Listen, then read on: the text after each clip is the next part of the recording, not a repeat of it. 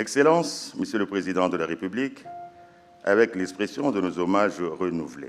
Cette commémoration du Génocoste, génocide congolais pour de fins économiques, se tient aujourd'hui 2 août 2025 en ces lieux et dédiée aux victimes des violences sexuelles liées au conflit ainsi qu'aux victimes des crimes contre la paix et la sécurité de l'humanité. Nous nous inclinons pour honorer la mémoire des innombrables victimes du Génocoste, un chapitre sombre, trop souvent minimisé, voire souvent occulté. Aujourd'hui encore, des portions entières du territoire national de notre cher et beau pays sont le théâtre d'une exploitation brutale et systématique, orchestrée pour des gains économiques.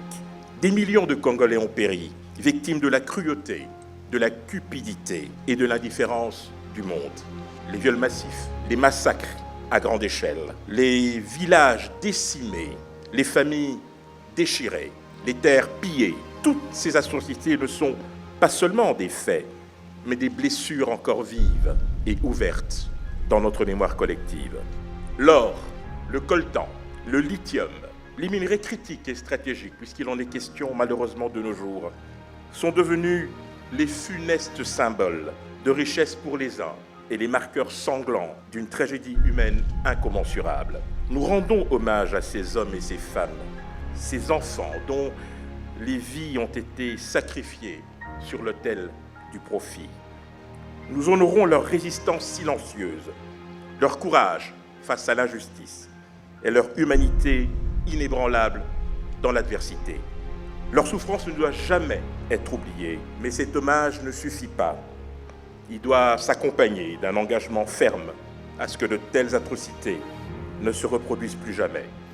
Le Génocoste ne doit pas seulement être reconnu, il doit être compris, enseigné et réparé. Le Génocoste, c'est la somme des douleurs éclatées sur l'immense corps de la République. Le Génocoste, c'est ce cri que le temps n'a pas étouffé. C'est l'histoire que l'on refuse de bâillonner. Une mémoire insurgée contre l'impunité, une exigence de justice portée par tout un peuple. C'est aussi toutes ces femmes violées, mutilées, brûlées, dont les corps portent les stigmates de la barbarie, dont les silences hurlent encore. Ce sont tous ces enfants devenus orphelins, leur rire volé, leur avenir fracturé qui grandissent avec le poids d'un passé qu'ils n'ont pas choisi. Ce sont ces villages silencieux, vidés de leur âme, que la violence a transformés en cimetières anonymes. C'est une mémoire blessée, une plaie nationale qui ne peut guérir sans vérité, sans reconnaissance, sans justice. Le Génocoste, c'est le démantèlement brutal des liens qui nous unissent. Famille, langue, culture et mémoire. C'est la volonté froide de nous disperser, de déraciner nos peuples. Ces atrocités ne relèvent pas seulement de la violence physique. Elles visent notre essence, notre droit d'exister en tant que communauté souveraine et digne. C'est l'identité qui s'efface sous les cris, les richesses confisquées dans le sang. Plus jamais vous ne serez seul. Cette parole puissante, dont l'écho retentissant a résonné dans les oreilles du peuple congolais en général et des victimes en particulier, était non seulement un acte de haute portée politique, mais en réalité toute une vision à laquelle il fallait donner des ailes. L'objectif est clair: briser le silence coupable, construire une mémoire collective, restaurer la dignité, rendre justice, accompagner les survivants et soutenir les réformes susceptibles de promouvoir et de garantir une paix durable. Un engagement à l'implémentation des piliers de la justice transitionnelle, suivant une approche holistique, conciliant vérité, justice, réparation et garantie de non-répétition ou vetting. Na kisha baadaye miniti mbili nikasikia sauti ya mkubwa yangu akaanza lia kwamba amekufa, na kisha yake kulikuwa yeye kuzee wangu mwenye alikuwa pia pembeni yetu, nikasikia sauti yake na watoto wake wote wanaanza kulia, na baadaye nyuma kidogo, kisha masaa matatu tukasikia sauti yote ikanyamaza na kuangalia moto ndio inaendelea kuwaka nyuma na wameisha choma nyuma.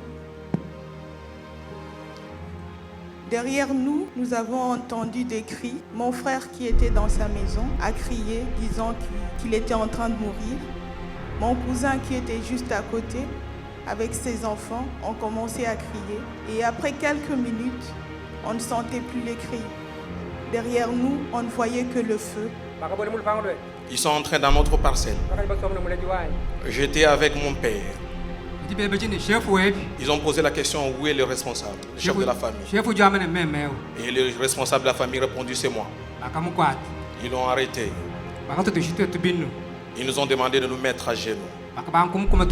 Ils ont commencé à les tabasser jusqu'à mourir. Ils ont enterré notre père tout en laissant le pied et le bras à la portée de tout le monde. Et soudain, les chiens ont commencé à les manger. Nous savons que la paix est un processus complexe, qui ne se décrète pas, mais se construit pas à pas, avec courage, patience et surtout volonté politique. Que cette démarche pour la paix soit poursuivie, consolidée et élargie. Et que les Nations Unies, l'Union africaine et les grandes puissances suivent cet exemple de leadership constructif et audacieux. Le Congo a besoin des alliés sincères. Mes très chers compatriotes, nous sommes venus répondre à un triple appel.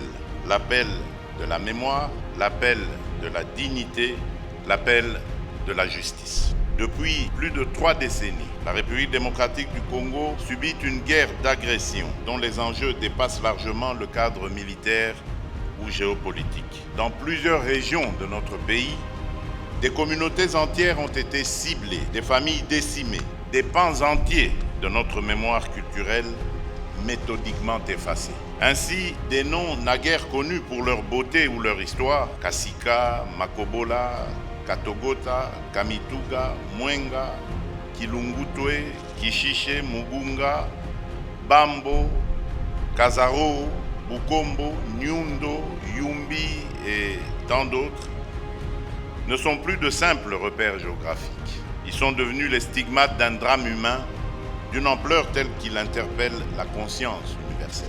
Des communautés entières ont été ciblées, parfois jusqu'à l'extermination, en raison de leur identité, de leur ancrage territorial ou de leur proximité supposée avec des ressources convoitées.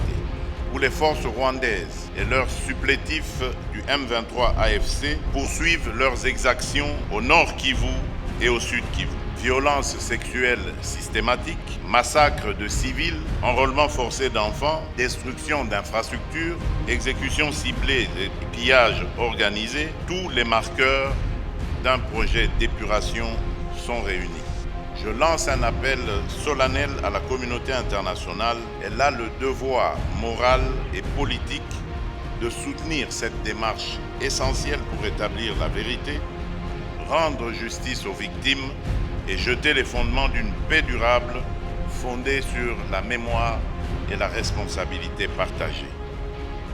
Et si le monde hésite encore à reconnaître cette tragédie pour ce qu'elle est, nous n'attendrons pas que d'autres valident notre douleur.